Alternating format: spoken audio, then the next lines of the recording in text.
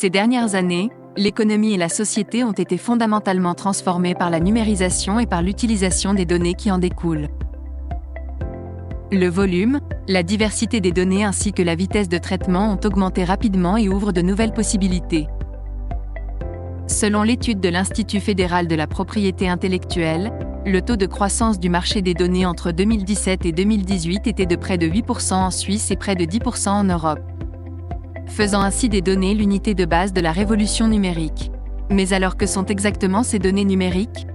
Les données numériques ou digitales sont des valeurs transmises, traitées ou lisibles sous forme numérique. Aujourd'hui, la production croissante de données, d'une part, et l'amélioration des possibilités d'analyse et d'utilisation, d'autre part, constituent une base d'innovation et de progrès. Les données numériques fournissent par exemple des informations sur les préférences des clients, la disponibilité des ressources ou l'efficacité des mesures. Elles ouvrent la voie à de nouvelles possibilités de diagnostic et de prévention en médecine, à de meilleures connaissances sur les modèles de fertilisation et d'alimentation en agriculture ou à des services plus efficaces pour les organisations et les particuliers.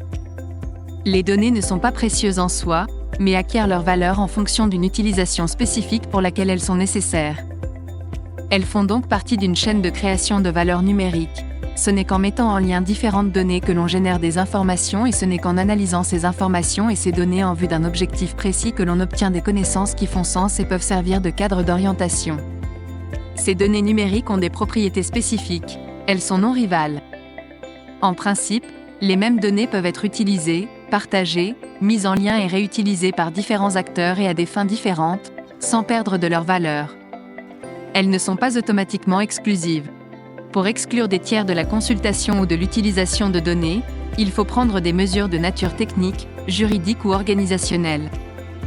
Différentes raisons peuvent motiver l'exclusion, par exemple, des raisons réglementaires, comme la protection des données, ou des raisons économiques, comme un avantage concurrentiel. Sans ces mesures, les données sont en principe accessibles à tous. Elles sont faciles à reproduire et traiter. Les données peuvent être facilement copiées. En particulier si elles sont lisibles par une machine et structurées dans des formats ouverts, elles peuvent également être facilement traitées et redistribuées. Elles sont généralement le sous-produit d'une activité économique ou sociale. La production de données est en partie le sous-produit d'une activité économique ou sociale principale, par exemple, l'utilisation d'un appareil, la réalisation d'une opération commerciale, etc.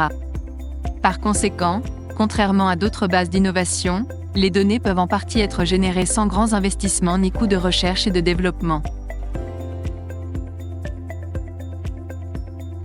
À présent, les principaux utilisateurs des données numériques sont des acteurs individuels que l'on connaît sous le nom de plateformes numériques.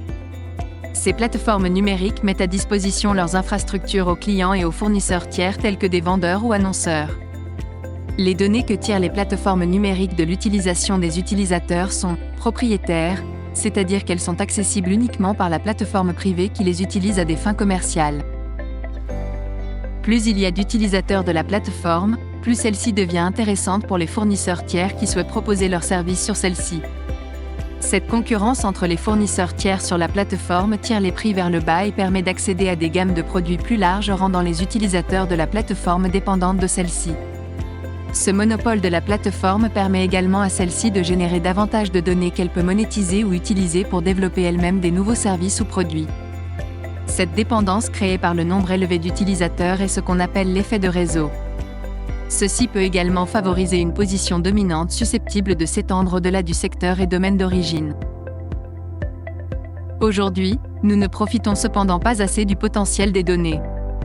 Les plateformes ont révolutionné l'utilisation des données en créant des produits et services qui créent une importante plus-value économique pour les entreprises concernées et leurs utilisateurs. Cependant, les autres secteurs restent en retard, dans d'autres secteurs importants de notre société, tels que la mobilité, la santé et l'éducation. Les services personnalisés permettent des améliorations considérables.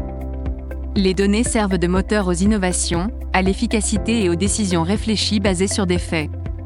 Par conséquent, il est intéressant et essentiel, dans une perspective économique, sociale et sociétale, d'utiliser les données de manière optimale. Actuellement, l'intensification de l'utilisation des données pose également de plus en plus de défis aux citoyens, notamment en ce qui concerne la protection et l'exercice de leurs droits fondamentaux à la protection de leur sphère privée et de leurs données personnelles, respectivement à l'autodétermination en matière d'information. Ceux-ci n'ont souvent pas le choix car les données sont souvent partagées non pas sur la base de la transparence ou de la confiance, mais parce que l'utilisation des applications numériques exige la communication de données. Les différents scandales liés à cette utilisation non consentie des données et la possibilité l'établissement de profils de personnalité ou de comportement sur la base de données, ainsi que les abus possibles et effectifs, créent naturellement de la méfiance et provoquent un malaise de la part des utilisateurs.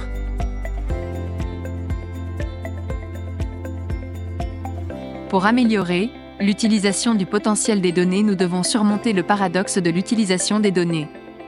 Ce paradoxe s'explique par le fait que pour renforcer la confiance et le contrôle, l'échange de données devrait être généralement limité, alors que la réalisation des potentiels de création de valeur nécessiterait au contraire davantage d'échanges et de mise en lien de données. Ce conflit est généralement présenté comme binaire et gagnant-perdant, et donne l'impression qu'il faut choisir entre une protection efficace et une utilisation accrue des données. La politique des données est ainsi tiraillée entre la protection et l'utilisation des données. En résumé, les données sont réparties de manière inégale et souvent concentrées auprès de quelques grandes entreprises. Ces entreprises utilisent ces données de manière propriétaire afin de créer une plus-value et échappent à un véritable contrôle qui contribue à l'érosion de l'autodétermination ainsi qu'à la consolidation d'une position dominante. Dans l'économie de plateforme actuelle, les utilisateurs et prestataires de services ne disposent guère d'organisation pour défendre leurs intérêts. Ce déséquilibre et l'effet de réseau des plateformes conduisent souvent les utilisateurs à accepter des conditions qui leur sont défavorables tant sur la sphère privée que sur le plan économique. Dans l'espace numérique, les utilisateurs disposent d'une capacité décisionnelle limitée. Ils manquent souvent de connaissances pour prendre des décisions autodéterminées.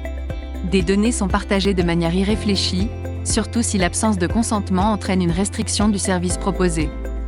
Pour créer un système fiable de partage des données, il faut, outre les mesures de protection nécessaires, également prévoir des incitations suffisantes, tant pour les particuliers que pour les entreprises.